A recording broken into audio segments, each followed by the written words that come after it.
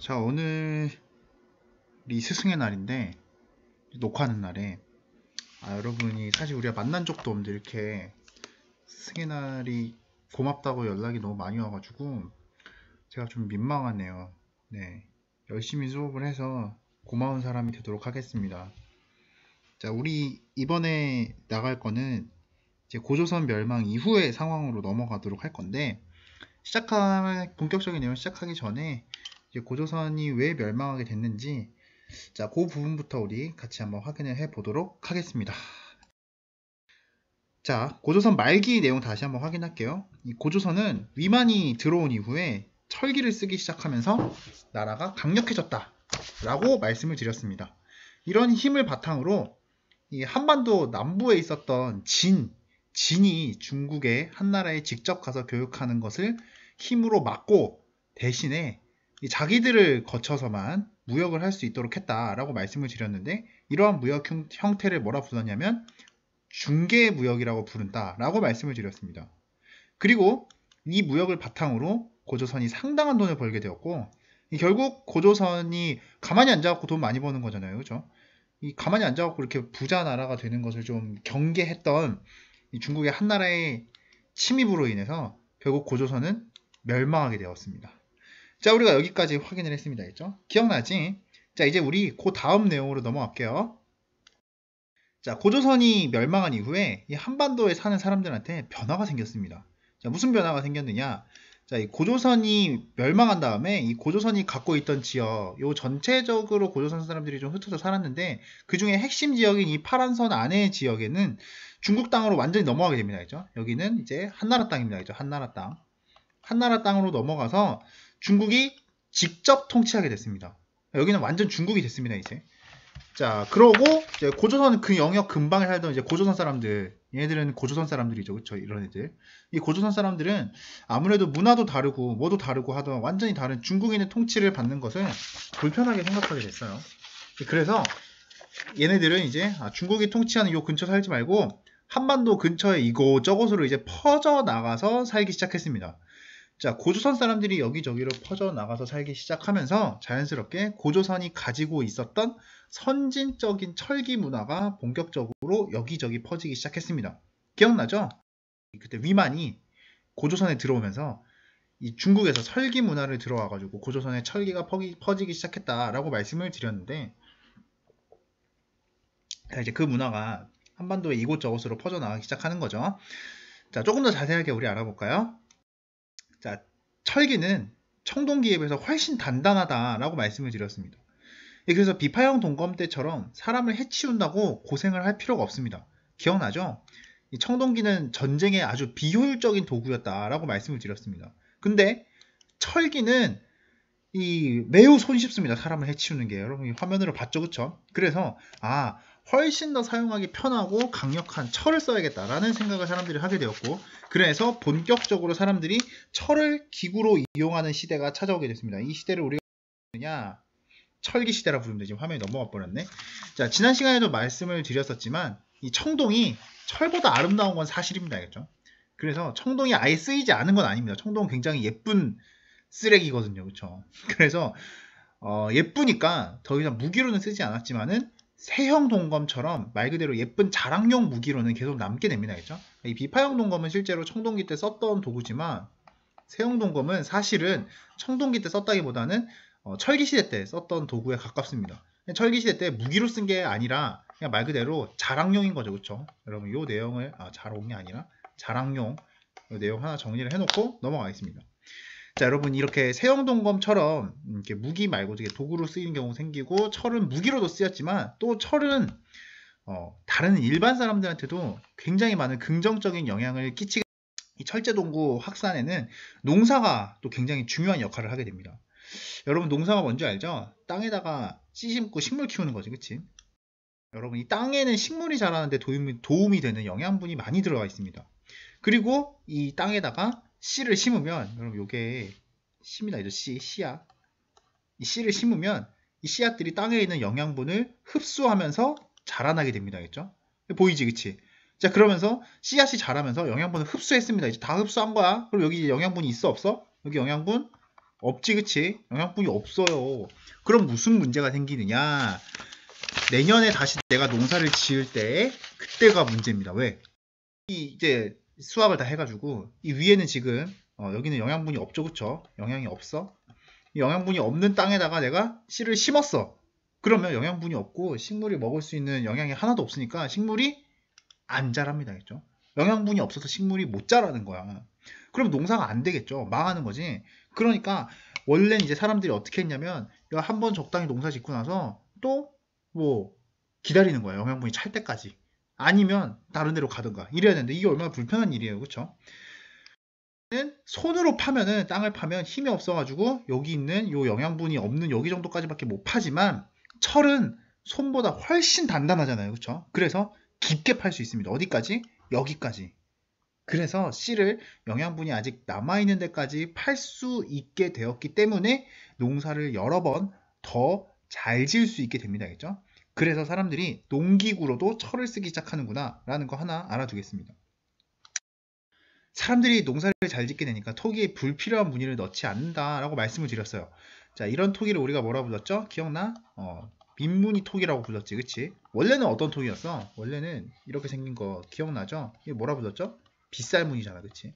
원래는 빗살무늬였는데 민무늬 토기로 점점 바뀌기 시작합니다.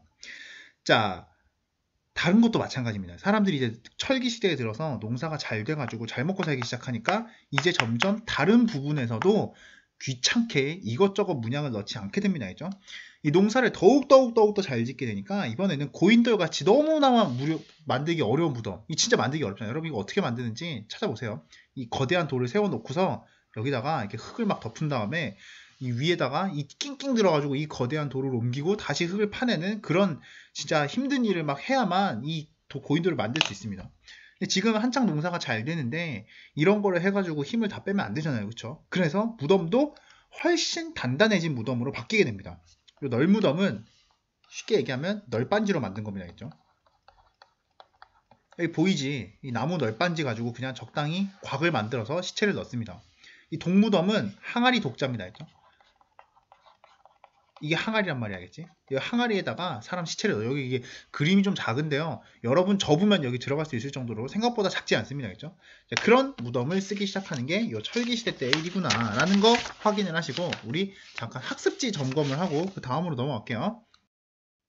자, 보겠습니다. 자, 청동기는 주로 의식용 도구, 의식이 뭐라 그랬어? 제사 지내는 거라 그랬지, 그치? 쉽게 얘기하면은 그냥 실용성은 없습니다. 전혀 실용적이지 않은 도구였구나 라는 거 하나 알아두시고요. 철제, 농기구도 썼고 철제, 무기도 썼습니다. 여러분 기억나지? 청동 농기구가 있었어, 없었어? 청동 농기구는 없었습니다. 왜? 청동기는 굉장히 무르고 예쁘겠다고 말씀을 드렸죠. 예쁜 쓰레기라서 사람들이 청동 농기구는 쓰지 않습니다. 그죠? 마지막으로 무덤도 변합니다. 왜? 고인돌 만들기 힘드니까. 뭘로 바뀌냐면 널무덤 또는 동무덤으로 바뀌었다라는 거 하나 확인을 하시고 우리 다음 내용으로 넘어갈게요. 자, 볼게요. 여러분 사람은 환경에 적응하면서 살게 돼 있습니다. 추운데 살면 추운데 적응하면서 이글루 같은 거 짓고 살잖아요. 그렇죠? 물이 많은 데 가서 살면은 집도 물 많은 곳에 적응을 하게 됩니다. 자, 고조선 멸망 이후에 고조선 사람들이 여기저기 퍼져나가서 살았다 그랬지, 그치? 그러니까 위로 올라간 사람들은 고조선보다 훨씬 추운 데서 살 거고 아래로 내려간 사람들은 고조선보다 따뜻한 데서 살겠죠? 각자 자기들이 정착한 곳의 환경에 맞게 살게 됩니다, 그죠? 자, 볼게요. 자, 흩어진 사람들이 위에서부터 세운 나라 부여, 고구려, 옥저, 동해, 만진한 변화까지. 자, 위에 올라가서 산 사람도 있고 아래로 내려가서 산 사람들도 있습니다. 자, 각자 환경이 완전히 다른데요. 여기에 맞춰서 사람들이 어떻게 살았는가, 사람들이 사는 환경을 중심으로 이 나라의 조그만 특징들을 우리가 확인을 해보는 게 이번 시간부터 앞으로 2시간 반 정도까지 우리가 이런 내용을 수업을 하도록 하겠습니다. 자, 그래서 먼저 어디서부터 볼 거냐면 위에 있는 나라 부여부터 우리가 시작을 해서 아래로 한 번씩 내려가 볼게요. 자, 넘어가겠습니다. 자, 여기 오른쪽에 계속 부여 나오고 있지? 잘 확인하세요. 자, 오른쪽 지도에 보면 나오는 이 동네에 정착한 사람들을 우리가 세운 나라를 부여라고 부르는데 이 동네 사람들이 여러분 요 지역이 있잖아요. 지금 우리가 만주라고 부르는 동네입니다. 그죠? 한 번씩 들어봤죠? 만주라고 부르는 동네인데 이 지역은 지금 현재 사진으로 보면은 요렇게 생겼습니다. 그죠? 뭐가 잘 되는 거야? 이 농사가 진짜 잘 되는구나. 농사가 진짜 잘 된다는 거 우리가 사진을 통해서 확인할 수가 있죠. 그러다 보니까 뭐가 문제였냐면 고조선 사람들이 이미 여기 고조선이 있다가 이쪽으로 들어왔을 때도 사실 이미 사람들은 굉장히 잘 먹고 잘 살고 있었습니다. 그렇죠? 약간 부자 동네였다는 얘기야. 그럼 무슨 문제가 생기느냐? 이 사람들은 먹고 사는 데 걱정을 전혀 안 하는 부자 사람들이다 보니까 이미 이 동네 사람들은 철기가 없었어도 부족들끼리 적당히 잘 나누어 먹으면서 잘 살고 있었습니다. 굳이 고조선 사람들이 여기에 철기를 안 갖다 줘도 농사가 잘 되니까 잘 먹고 잘 살고 있었단 말이야. 그치? 그런데 여기에 고조선 애들이 약간 더 잘난 도구를, 철로 만든 도구를 가지고 있다는 이유만으로, 여기서 얘기한 좋은 도구가 철기지. 그치? 철. 이 철기 도구를 가지고 온 상황이 됐고, 그래서 사실 돌을 쓰던 말이나 소, 개, 돼지 이런 애들을 숭배하는 애들보다 철을 쓰는 왕이 조금 잘났으니까 얘가 왕이 되긴 했지만 기존 부족들의 세력이 굉장히 강했기 때문에 사실 이런 여러 부족들의 도움이 없이는 얘가 왕이 될 수도 없었고 왕 역할을 하기도 아주 힘든 상황이라는 것을 인정할 수밖에 없었습니다. 그러다 보니까 왕의 권한은 굉장히 약했습니다. 그죠? 아까 얘기했던 뭐 말족들, 이거 당시 표현으로 바꾸면 마가라고 바꿀 수 있습니다. 말, 소지, 그치? 그 다음에 구는 개입니다. 그죠? 개. 저는 여러분 잘 모르겠지만 돼지입니다. 돼지. 자, 돼지 여러분 돈 아니야, 알겠지? 자, 예상되겠지만 그래서 왕의 권력이 굉장히 약했습니다. 여러분 기억나죠? 중국에서도 왕은 수도 근처만 통치하고 나머지는 다 나누어주는 제도가 있었던 거 기억나지? 무슨 제도였어? 봉건제였죠. 그쵸? 봉건제.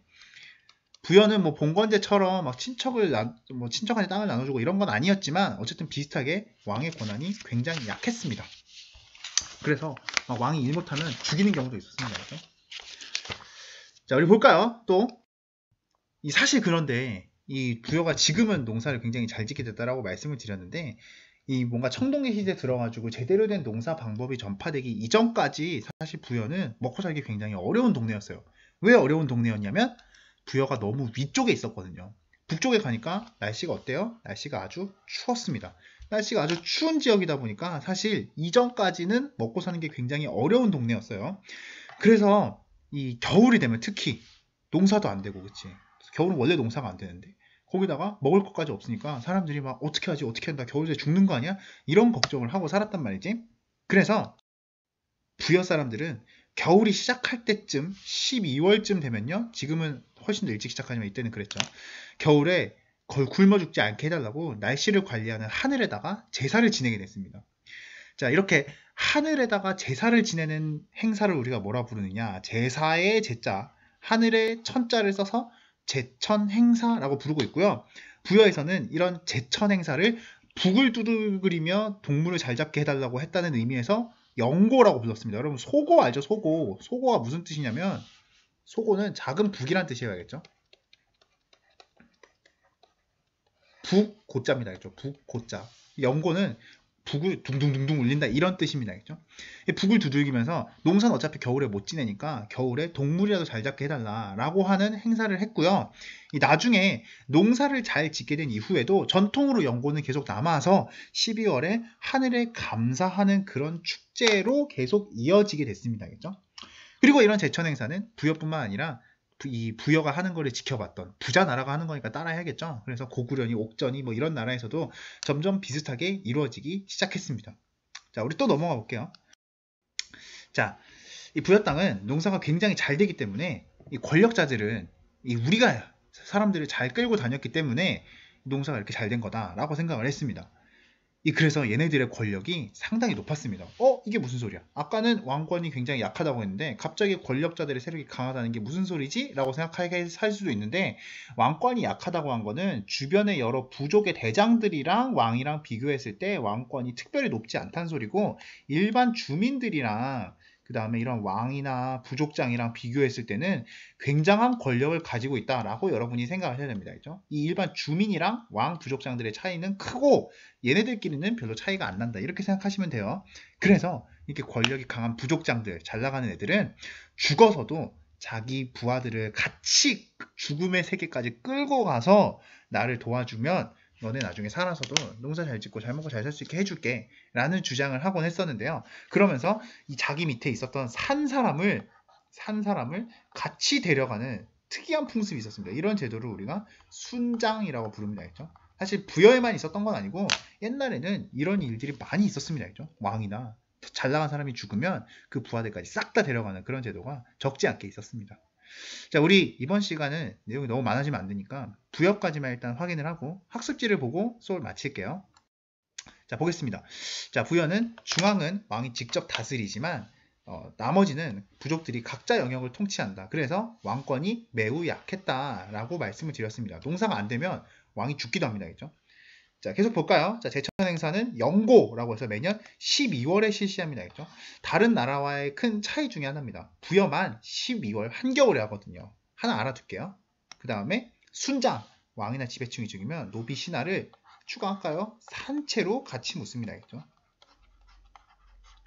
자, 우리 이 정도까지 확인했으면 이제 대충 우리가 어떤 거를 알아야 되는지 대충 알겠죠. 다음 시간 우리 4교시 때는 조금 다른 나라로 넘어가서 확인해 보도록 할게요.